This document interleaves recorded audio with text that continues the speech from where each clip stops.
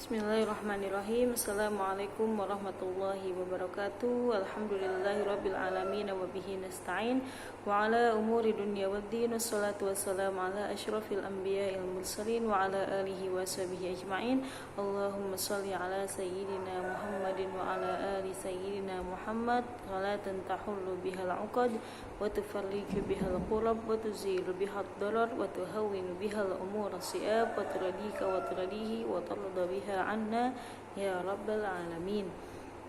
Alhamdulillah naltaqi marratan ukhra fi hadzal fasl al-mubarak insyaallah wa fi darsina al-mubarak insyaallah wa ma'akum jami'an ikhwat fi fasl al-awwal li syariah ya wa khasatan fi darsi fiqhin nisa min kitabi Fatawa wa Ahkamil Mar'a fil Islam li Syekh Dr. Syauqi Ala Mufti Diyar al-Masriyah ya.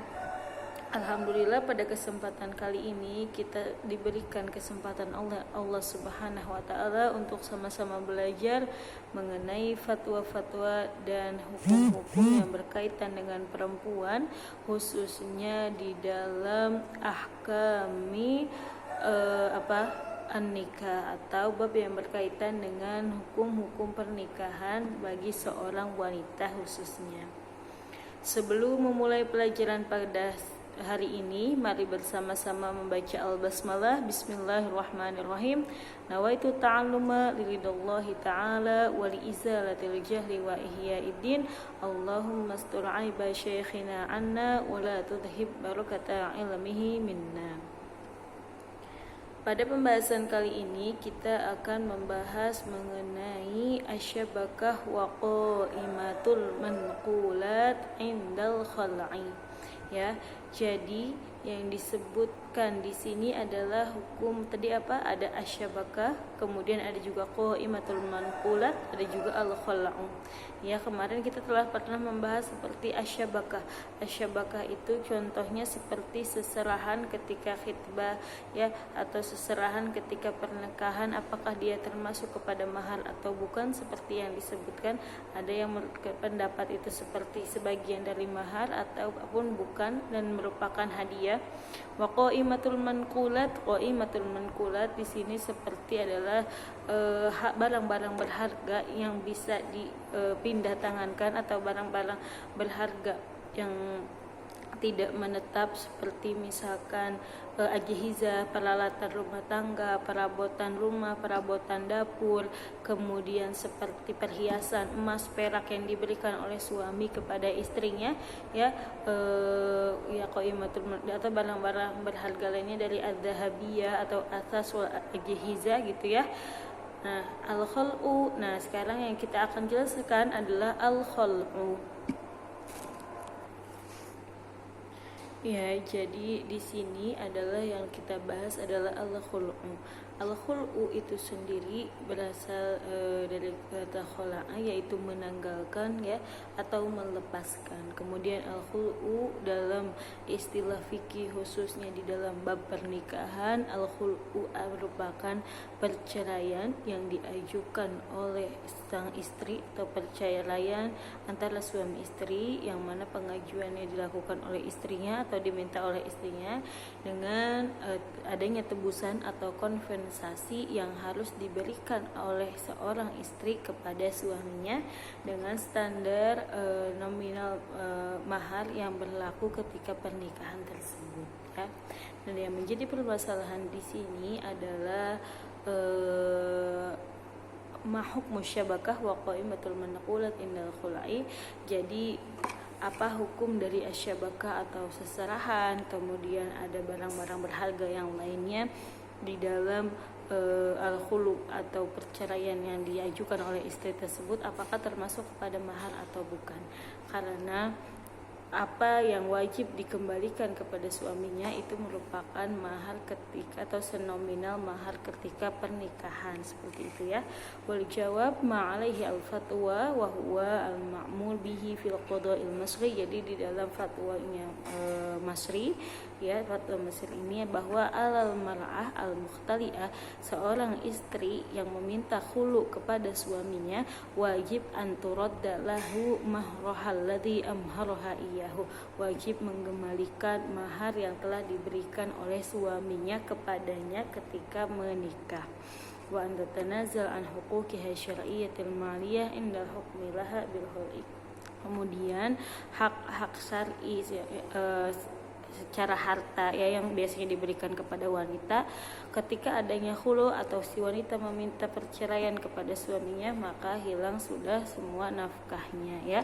Karena apa? Ketika tidak seperti itu, ini juga untuk meringankan beban suami atau meringankan tanggung jawab suami dalam memberikan nafkah, karena perpisahan ini bukan dari keinginan suaminya tersebut. Ya, wa amma huququz zawjatil maliyatu syar'iyyah allati tatanazzalu anha 'inda talabihal khul'u, ya kemudian hak-hak yang berupa harta yang harusnya dimiliki oleh istrinya ketika dia mengajukan khulu ya di dalam undang nomor 1 tahun 2000 di dalam undang-undang Mesir, walizaujaini an yataradaya fi ma bainama 'alal khul'i. Ya, jadi sesungguhnya untuk suami istri mereka itu harus ridho dua-duanya ketika adanya khulu atau perceraian yang diajukan oleh seorang istri. Fa in lam yataghadaya 'alaihi wa aqamatiz zawjah da'waha bi talabihi waftadat nafsaha wa khala'at zawjaha bit tanazul an jami'i huquqihal maliyati syar'iyyah wa raddat 'alaihi sadaqi alladhi a'tahu laha hakamatil mahkamah bitatliqiha alaihi. Ya, jika salah satunya tidak ridho tapi kemudian si istri ini ingin sekali bercerai dari suaminya ya, kemudian dia membayar tebusannya kepada suaminya dan mengembalikan maharnya, maka mahkamah atau pengadilan pun mengabulkan pengaduan cerainya. Seperti itu ya, bisa dipahami. Kemudian tadi yang dimaksud dengan mahar itu ya atau kemudian mahar itu yang harus dikembalikan ya, merupakan tebusan atau kompensasi yang diberikan istri kepada suaminya ketika istri meminta cerai dari suaminya ya. Kemudian di sini adalah asyabakah dan qaimah mankulat, apakah termasuk kepada mahar atau bukan ya. Kemudian misalkan si suaminya itu memberikan setelah menikah dan sebelum bercampur memberikan emas kepada istrinya atau memberikan perhiasan mahal kepada istrinya ya, fa inid da'aza wishkaunal qaimah. Nah, kalau misalkan suaminya ini mengaku atau membuat pengakuan bahwa perhiasan yang diberikan sebelum dukhul tersebut merupakan sebagian dari mahar juga ya, maka wasabata dzalika wa bima yathbutu bihil haqqu qada'an bil bayyinati aw syuhud, maka pengadilan atau hakim boleh mengiyakan pengakuan si laki-laki tersebut dengan bukti atau dengan saksi yang ada. Maka ketika si hakim telah menetapkan bahwa misalkan perhiasan al-qaimatul mankulat yang diberikan oleh suaminya itu merupakan bagian dari mahar yang diberikan, maka ketika adanya khulu si istri harus mengembalikan perhiasan tersebut kepada suaminya ya. Ya, itu juga setelah disetujui oleh qadha dan mufti ya. Bisa difahami sampai di sini. Kemudian wa amma asyabakah fa'ya, asyabakah atau seserahan misal ketika akan menikah atau ketika akan khitbah itu ya, kalau misalkan al-uraf atau adat istiadat atau kebiasaan di tempat itu bahwa syabakah atau seserahan termasuk juz'un minal mahar atau termasuk kepada bagian daripada mahar, fa innaha turaddu 'indal khul'i, maka si istri harus mengembalikannya kepada suami ketika dia mengajukan perceraian. Amma idza qad tufiqa ala kauni hadiah, tetapi jika seserahan ya atau sebagian barang berharga itu merupakan hadiah ketika sebelum pernikahan atau ketika sebelum lamaran, maka dia dihukumi sebagai hadaya, termasuk kepada hadiah atau kado. Wal hadaya laisat mahran, dan hadiah bukan termasuk kepada mahar, maka tidak wajib untuk dikembalikan kepada suami tersebut.